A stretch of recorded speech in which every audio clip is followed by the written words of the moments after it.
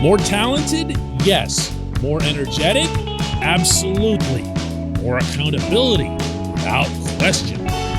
Don't call them scrappy. It doesn't make any sense. Good morning to you. Good Monday morning. I'm Dejan Kovacevic of DK Pittsburgh Sports. This is Daily Shot of Pirates. Comes your way bright and early every weekday. If you're into football and or hockey, I also offer daily shots of Steelers and Penguins where you found this. Pirates 3, Diamondbacks 0. The Pittsburgh Baseball Club is 8-4 now since that epic embarrassment against the Cardinals. And this is not a coincidence, nor, by the way, is it a fluke. Things actually occurred to make this situation transform the way that it did. And I'm going to start with this. The players who were called up in the immediate aftermath of that loss, the first real sign we saw from Ben Cherington of accountability as it relates to personnel moves, those kids can play. Jack Suwinski, 3 for 4 with a double. Cal Mitchell with his first big league home run. Tucupita Marcano, Diego Castillo. And I'm still going to include Rodolfo Castro, even though he got sent back down. But the reason that he got sent back down was that he wasn't doing the right things fundamentally. But the talent is there. The talent is coming. It's not coursing through the entire roster, believe me. But what you're seeing, for the most part, are results that are born from the talented players that are already on the team. This is not, by any sporting definition, scrappy. Want to know what scrappy is? Scrappy, for those of you who go back with this sort of thing, is Rafael Belliard. Scrappy is Kevin Polkovich. Scrappy on the current roster is Tyler Heineman, a career journeyman, whatever, nothing, minor league catcher who happens to be doing okay for a short spell in the majors right now, but won't sustain it because he never has. That is scrappy.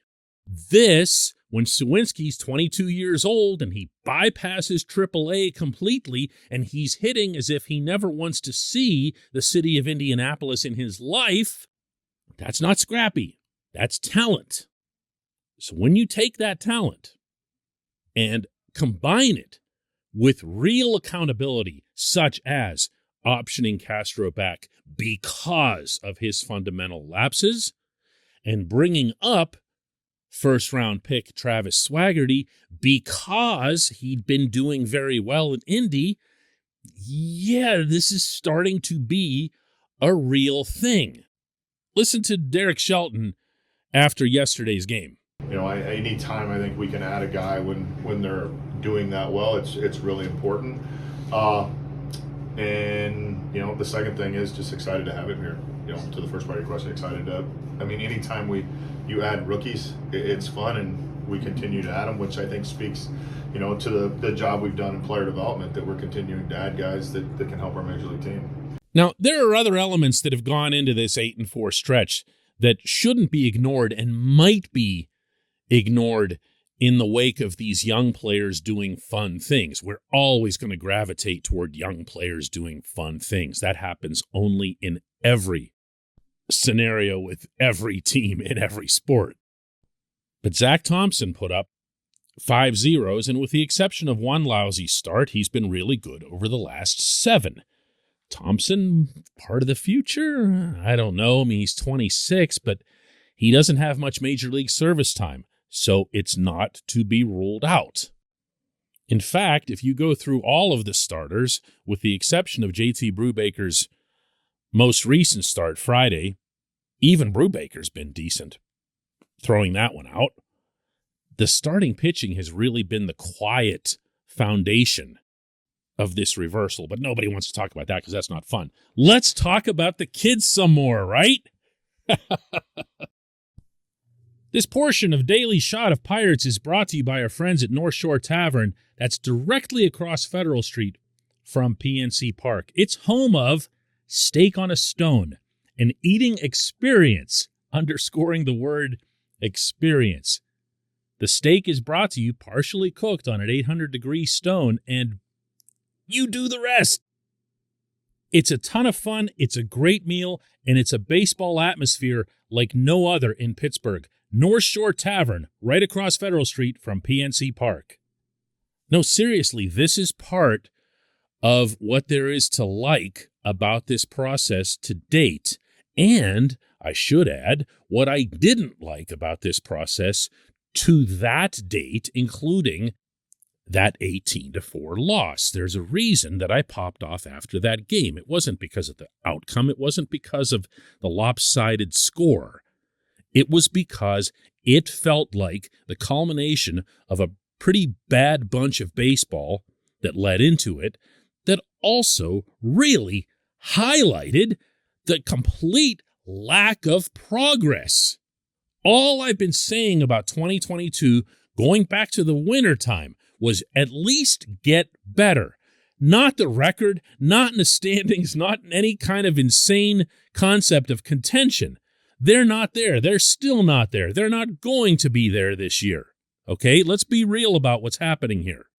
But what you are seeing, finally, is progress, at least in isolation, in fits and starts, in bits and pieces.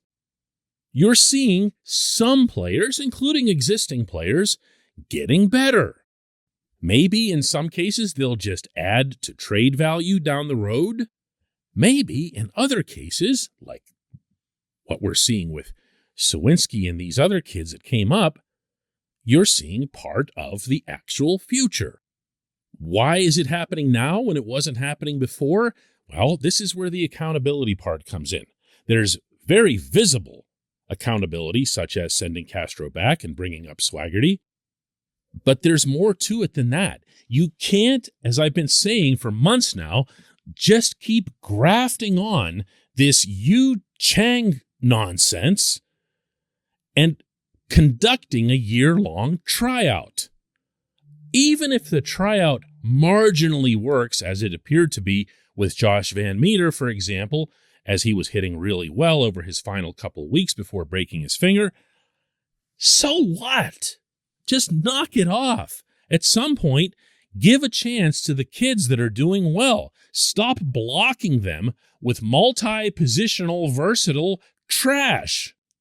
If it took one Sunday-long beating from St. Louis to wake everyone up and realize that things need to improve in Pittsburgh, then that game was the biggest blessing in disguise any of us will have seen in a long time.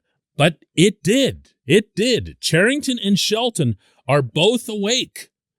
Charrington is paying attention to Pittsburgh. Shelton is leaving David Bednar on the mound for 50 pitches at Dodger Stadium because he looks around in the dugout and sees, whoa, these guys really want to win this game. I'd better have their backs instead of trying another experiment out there.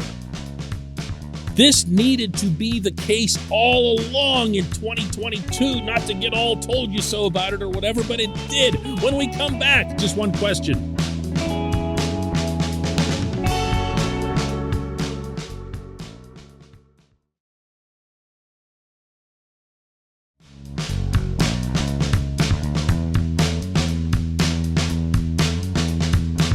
And today's J1Q comes from Brandon Simon, who asks, DK, what do you think the Pirates will be doing with Ben Gamel with the emergence of Sawinski, Mitchell, Marcano, and now Swaggerty here? I'd like to see them bring Gamel back, but it's a crowded outfield. Gamel is going to be part of this outfield. Gamel is a big part of this team. Gamel's a good baseball player. There are a lot of things that young outfielders in particular can learn, but young players also in general can learn from watching how Gamel approaches the game. Not to get all intangible on you here, but I love the idea, and I loved it last year when I pushed all summer long for them to bring Gamel back, of his being one of those guys that they look across the clubhouse sitting at his stall and say, yeah, man, he plays the game the right way. Now, to your point, which is also very real, there isn't a whole lot of room in that outfield anymore, which sounds hilarious given the state of that outfield just like a month ago? So the first thing I'd say to this is these decisions, as any sports executive will tell you, tend to sort themselves out, meaning there's going to be a heightened performance from one person, a lower than expected or lower than hoped for performance out of someone else. There's going to be an injury. There might be multiple injuries. You will see it shake out. The Pirates are not in any way, shape, or form at this stage overloaded in the outfield.